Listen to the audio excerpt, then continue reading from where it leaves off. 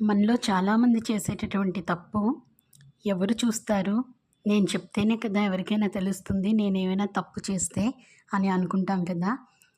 మనం అనుకునేదేంటి ఎవరు చూడరు మనం ఏ తప్పు చేసినా అని. కానీ ప్రతీదీ కూడా ఈశ్వరుడు చిత్రగుప్తుడి రూపంలో లెక్కిస్తూనే ఉంటాడు. ఎవరు ఎవరి నుంచైనా తప్పించుకోవచ్చు గానీ ఈశ్వరుడి నుంచి తప్పించుకోలేరు. ఆ ఈశ్వరుడికి సర్వజ్ఞ అని పేరు. అంటే ఆయనకి తెలియనిదంటూ ఏదీ లేదు. చీమ చిటుక్కుమన్నా కూడా ఆ ఈశ్వరుడికి, ఆ సర్వేశ్వరుడికి తెలుస్తుంది. ఈశ్వరుడు అనేది ఒక బ్రహ్మం. అది అమ్మవారు కావచ్చు, విష్ణువు కావచ్చు, శివుడు కావచ్చు. వీళ్ళ ముగ్గురు కలిపిందే పరదేవత. కాబట్టి మనం ఏ పని చేస్తున్నా ఎవరినైనా మోసం చేయొచ్చు. దైవాన్ని మోసం చేయలేం. ఇక్కడ మనం తప్పించుకోవచ్చు. కానీ పైకి వెళ్ళాక తప్పించుకోలేం. పైకి వెళ్ళాక కదా చూద్దాం. ఉన్నన్నాళ్ళు ఎంజాయ్ చేద్దాం. ఎవరు చూసొచ్చారులే పైకి మనం. కానీ అది ఒక్కటి గుర్తుంచుకోవాలి మనం. ఇక్కడ మనం ఎంత సుఖపడుతున్నామో అడ్డదారుల్లో లేదంటే తప్పులు చేస్తూ, పైకి వెళ్ళాక మనం ఏం ఏం జరుగుతుంది, ఎవరు చూస్తారు అని అనుకుంటాం కదా! ఆ ఈశ్వరుడు చూసిన ప్రతీదీ కూడా లెక్కగట్టి ఆ జీవిని పెట్టేటటువంటి యాతన, మహాయాతన అనేది గరుడ పురాణంలో స్పష్టంగా ఉంది. అందుకే గరుడ పురాణం తప్పకుండా ప్రతి ఒక్కరు చదవాల్సిన లేదా విని తీరాల్సినటువంటి మహాపురాణం. అది తెలిస్తే కొంచెంలో కొంచెమైనా పాపభీతి ఉంటుంది. అసలే కలికాలం విజృంభించేస్తున్నది. ఎవ్వరికీ పాపం అన్నా కూడా భయం అన్నదే లేదు. పాపం చేస్తున్నామని.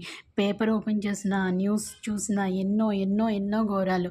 మొన్న మొన్న చూస్తే ఒక స్కూల్ టీచర్ చిన్న పిల్లని ఎంత గట్టిగా కొట్టారో, అసలు చాలా చంటి పిల్ల.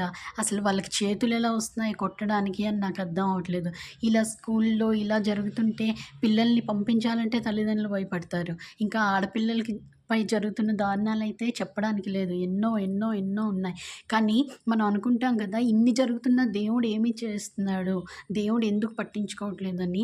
ప్రతి జీవికి కూడా ప్రారబ్ధ కర్మ అనేది ఒకటి ఉంటుంది.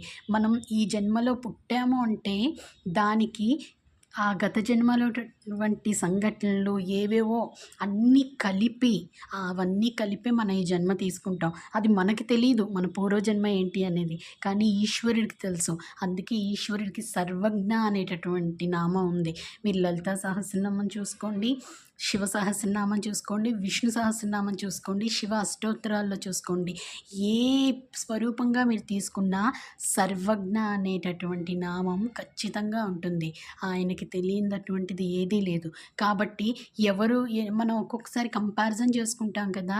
వాళ్ళు నేను ఇంత ధర్మ మార్గంలో వెళ్తున్నాను, ఇంత క్లియర్ కట్‌గా ఉన్నాను, ఇంత మంచిని నమ్ముకుని ఉన్నాను,